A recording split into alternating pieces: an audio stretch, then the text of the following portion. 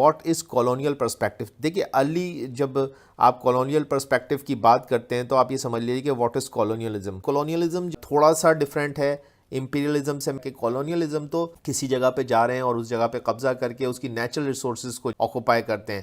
Imperialism میں کیا ہوتا ہے کہ آپ گورنمنٹ بنا لیتے ہیں وہاں پہ اور پھر باقاعدہ آپ وہاں پہ حکومت کرتے ہیں. 16ویں صدی کے اندر بہت ساری سی روٹس کو ڈسکور کر لیا, سمندری راستوں کو جان لیا اور اس کے ذریعے سے دنیا میں نکل کھڑے ہوئے اور انہوں نے دنیا کے مختلف جو کم ترقی یافتہ قومیں تھیں یا جو کمزور حکومتیں تھیں ان کے علاقوں کے اوپر قبضہ کر لیا.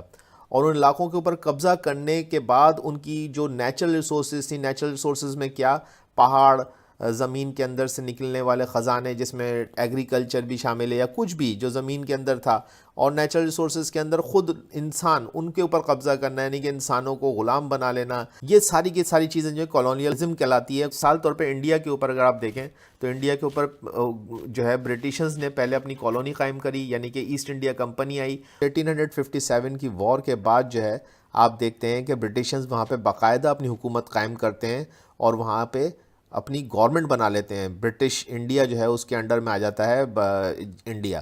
تو یہ جو ہے وہ امپیریلزم ہے. تو کالونیلزم یعنی کہ East India company, imperialism British India, government of Britons upon the India.